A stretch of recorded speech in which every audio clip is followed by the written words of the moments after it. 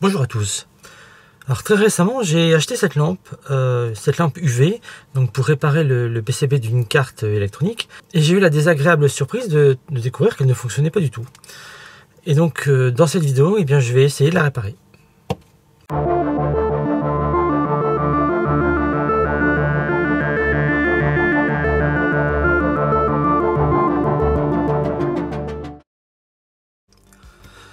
Alors j'ai acheté cette lampe sur le site de ManoMano pour 25 € environ, mais vous pouvez la trouver sur d'autres sites internet et d'ailleurs sous d'autres marques. Il se trouve que celle-ci n'en a aucune ni sur la lampe ni sur la boîte. Donc elle est dotée de deux boutons sur le dessus, donc un bouton de mise en marche et un bouton pour régler le temps d'exposition. Et elle a également à l'arrière une prise USB, comme elle est munie d'une batterie, ça permet de recharger la batterie. Et donc là, ce qui se passe, c'est que j'ai beau appuyer sur le bouton, en fait la lampe ne s'allume pas. Et même en la branchant en USB, il n'y a aucun voyant d'indication de charge. Et pareil, si j'appuie sur le bouton, elle ne s'allume pas de nouveau. Alors donc extérieurement, il n'y a aucune vis. Ici, il y a une partie, on pourrait penser qu'elle se retire, mais en fait, ça fait partie du design. C'est factice. Alors je soupçonne qu'il y a ici derrière cette plaque des vis, enfin je l'espère, parce que sinon je ne sais pas comment je vais faire pour la démonter. Et donc je vais essayer de la décoller.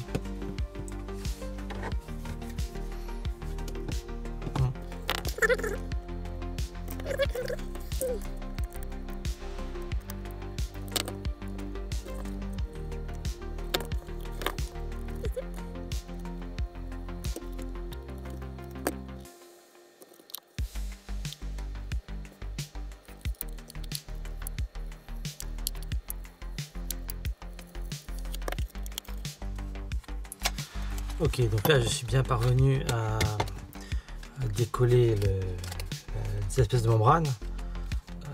Je ne l'ai pas abîmé, donc je pense qu'avec un scotch double face je pourrais la remettre et ni vu ni connu. Et donc voilà, une fois le dessus retiré, donc il y a bien 4 vis. Et donc maintenant j'ai plus qu'à les dévisser.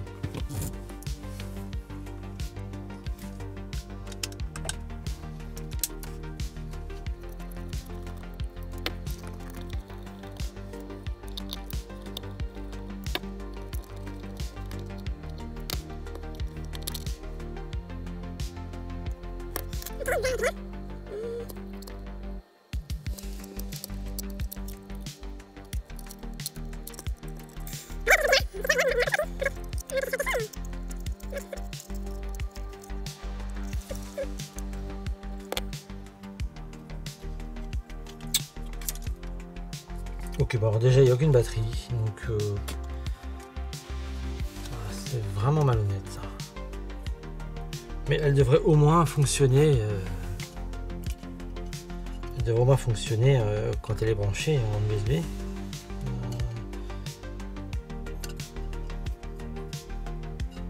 Donc c'est en fait assez simple. Il y a une platine avec ici, je pense, un microcontrôleur. Enfin, j'espère. Et ici deux boutons. Et ici un petit peu d'électronique pour l'alimentation de l'ensemble. Et puis là ça rentre directement dans ça alimente directement une LED, et cette espèce de cylindre, ça a l'air d'être une espèce de radiateur, de dissipateur thermique. C'est très sommaire, mais bon, je vais essayer de déterminer ce qui ne va pas. Alors, pour plus de facilité, j'ai dessoudé la LED. Et il ne m'a fallu qu'une seule mesure pour déterminer d'où venait le problème.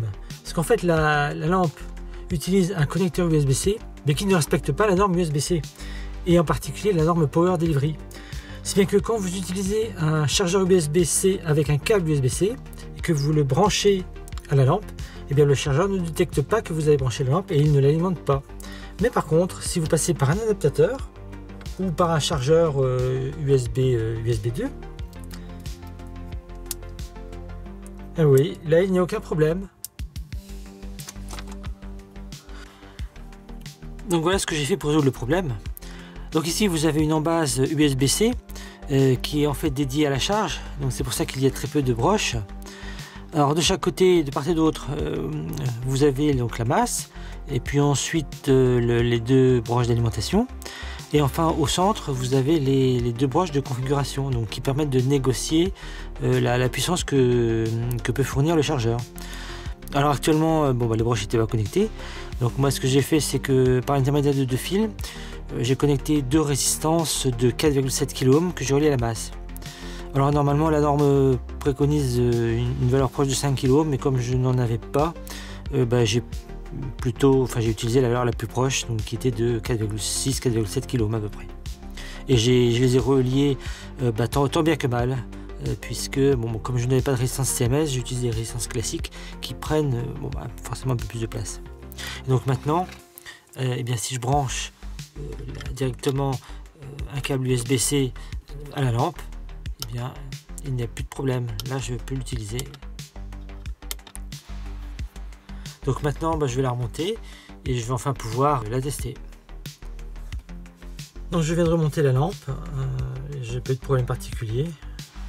Et maintenant, si je la branche à un chargeur USB-C avec un câble USB-C, elle fonctionne. Il n'y a plus de problème.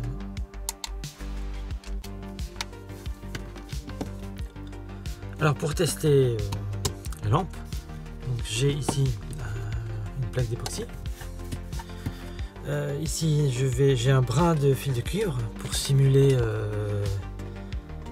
soit un strap ou soit une piste sur un PCB.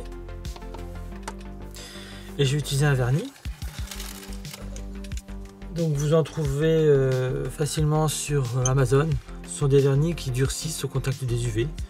Donc j'en ai trouvé de couleurs différentes. Vous pouvez trouver en bleu, en rouge je crois. Là j'ai pris vert parce que c'est pour réparer une carte électronique.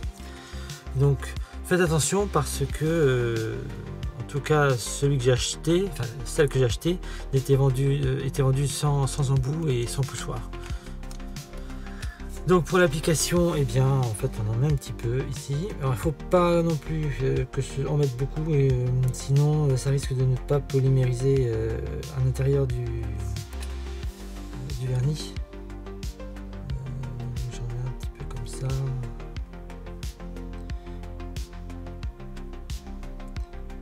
Voilà. Et maintenant il suffit d'appliquer la lampe. Je vais essayer 1 minute pour voir. Voilà.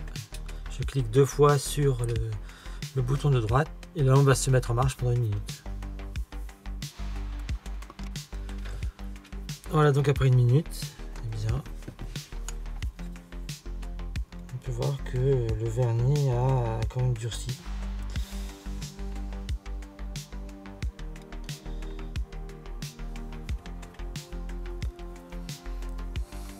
Alors pour conclure, je dirais que mon impression est un peu mitigée. Alors certes, j'ai réparé la lampe, maintenant elle fonctionne bien. De plus, je l'avais déclarée à l'époque comme étant défectueuse, donc le vendeur me l'a remboursée et m'a permis de la garder.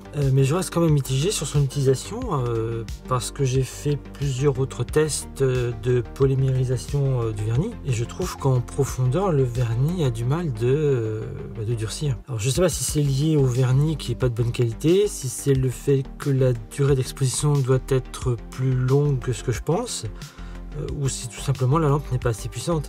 Là j'avais mesuré, avant de la remonter, j'ai mesuré l'intensité du courant qui traverse la LED et j'avais mesuré 1 ampère, ce qui fait à peu près, qui doit faire à peu près 5 watts. Donc je ne sais pas si c'est beaucoup ou pas assez. Alors quoi qu'il en soit, je l'utiliserai pour faire la réparation pour laquelle je l'ai acheté.